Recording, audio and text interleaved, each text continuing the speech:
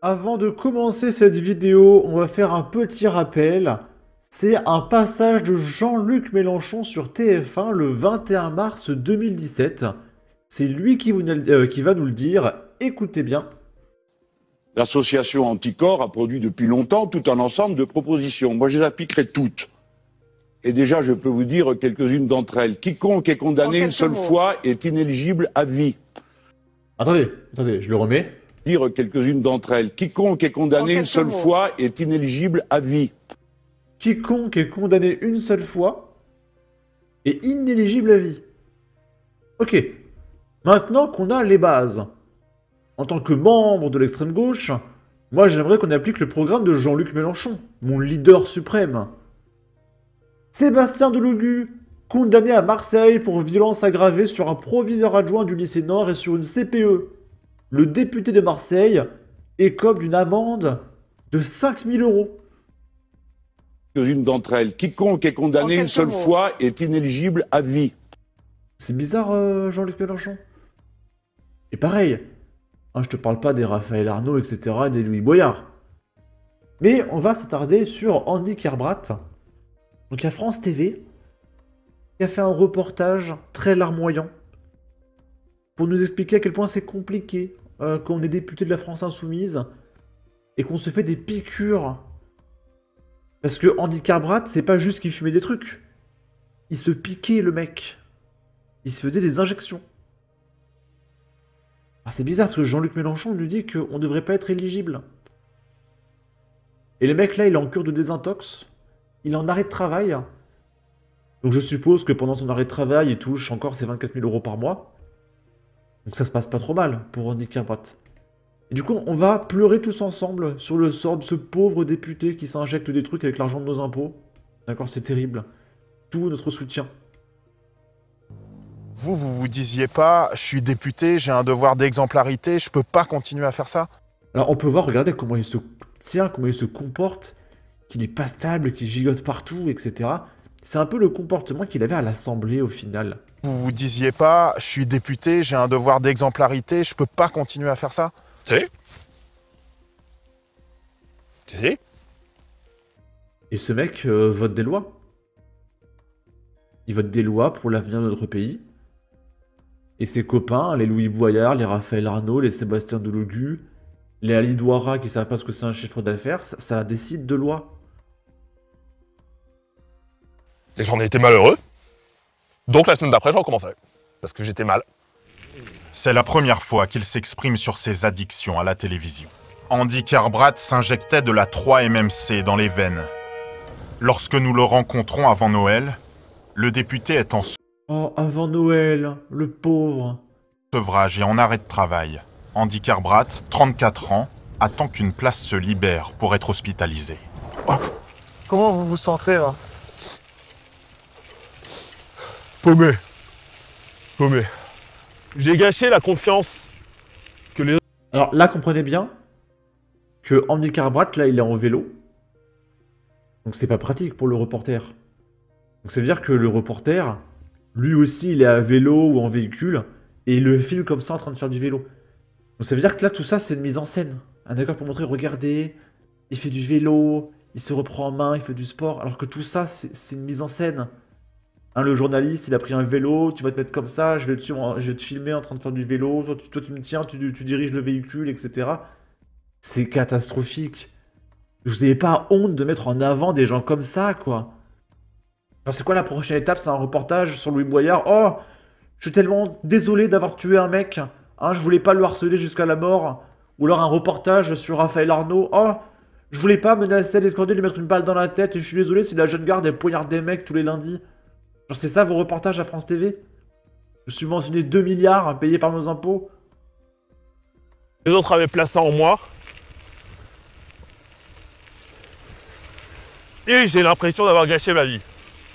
Donc j'ai l'impression d'avoir Non, t'inquiète, avec 24 000 € par mois, t'es refait, hein. gâché l'extérieur et l'intérieur de moi-même. Pas facile à gérer, hein.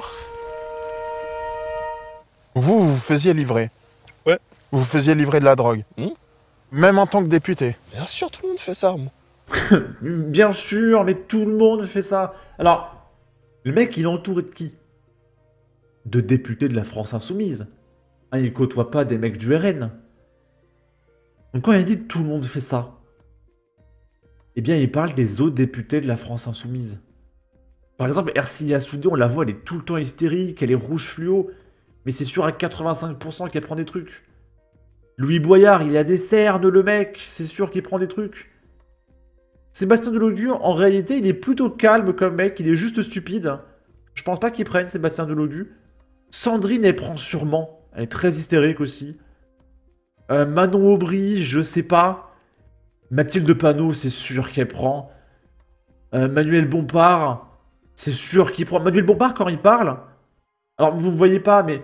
En gros, Manuel Bompard, quand il parle, il tremble, il gigote. Un peu comme s'il avait Parkinson. Tu vois qu'il est pas stable, le mec. Donc quand il dit « tout le monde prend », bah tout le monde fait ça. Bah oui, tous les députés LFI, en fait, à part quelques exceptions. Et ce n'est pas être député qui m'a fait découvrir la drogue, hein. Je suis pas... Oh, c'est son électorat aussi. Pourquoi on prend de la drogue? Ça, la question. Pourquoi vous en preniez-vous? Pourquoi? Pourquoi j'ai eu aussi facilement accès à la drogue? Je peux sortir des grands discours théoriques, rhétoriques, politiques et tout ce qu'on veut sur qu'est-ce que c'est. Moi, en fait, c'est l'histoire simple d'un mec qui a subi le décès de sa mère, qui n'a pas su... C'est terrible. Donc là, ils vont expliquer, il a perdu sa maman, le pauvre, c'est tellement triste. Ils veulent nous faire pleurer. Voilà, alors que les députés de la France Insoumise, c'est les pires racleurs de fond de shot. Alors, j'ai pas envie de poursuivre la vidéo, parce que le mec va parler de sa mère décédée. Hein, on va pas remuer le couteau. Mais voilà, un reportage pour expliquer « Oh, j'ai perdu ma maman, c'est triste. » Pleurer, pleurer, je suis tellement sensible. Alors que le mec, il a acheté des trucs à des gamins, il dit que tous ses potes de la LFI prennent aussi des trucs. Arrêtez, mais par pitié. Qu'est-ce que c'est que ce reportage? Belgique. Le fils d'une eurodéputée socialiste inculpé pour participation aux activités d'une organisation criminelle dans le cadre du Qatargate est à son tour mis en examen pour trafic international de stupéfiants. Le parquet de Bruxelles a communiqué dans ce dossier sans indiquer que le fils de Marie Arena était également impliqué.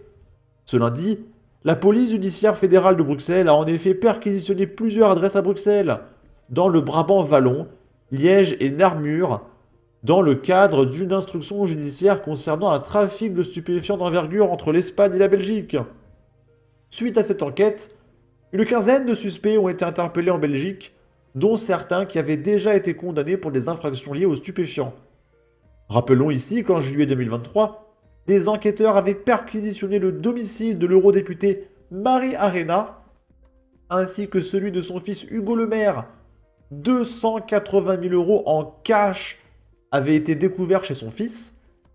Évidemment, elle est toujours en exercice, elle n'a pas été virée, elle n'a pas démissionné, etc. Cette découverte avait été faite dans le cadre du dossier de Qatargate, pour lequel Marie Arena est inculpée pour participation aux activités d'une organisation criminelle. Là, c'est Bernard-Henri Lévy, visé par une enquête pour prise illégale d'intérêt après des financements d'Arte. Et tous les gauchistes sont dans des affaires de détournement de pognon. Ils sont tous multimillionnaires. Ils sont tous dans des affaires sombres. Mais sombres. C'est insupportable. Il est temps d'interdire la gauche. Hein. Là, on parle de délit, de crime. Ah, on parle pas d'un mec qui a été virulent à l'Assemblée. Là, on parle de mecs, c'est des criminels, en fait. Il faut les interdire. C'est pas de la liberté d'expression, de la censure, là. On parle de donner de la parole à des criminels qui détournent du pognon, qui dealent, etc. Ça va 5 minutes, les conneries, en fait. Selon Mediapart, le parquet de Paris a ouvert une enquête préliminaire pour prise illégale d'intérêt visant Bernard-Henri Lévy, président du conseil de surveillance d'Arte France depuis 1993. Entre 2011 et 2022, BHL aurait bénéficié de 750 000 € de financement de la chaîne franco-allemande pour ses propres documentaires. L'enquête fait suite à un signalement du député LFI Aymeric Caron qui dénonce un possible conflit d'intérêts. C'est les gauchistes. Ils se dénoncent entre eux parce qu'il y a un mec qui a détourné plus de pognon que lui. Alors du coup, il l'attaque en justice. Sauf que du coup, l'autre, il révèle aussi des dossiers sur l'autre, que l'autre, il détournait du pognon, etc. PHL rejette ses accusations et évoque une campagne de harcèlement menée contre lui. Bref, sur ce, n'hésitez pas à donner votre avis, votre opinion, à partager, liker, commenter, ça aidera au référencement de la vidéo sur YouTube. Abonnez-vous, suivez-moi sur Twitter, prenez soin de vous, salut!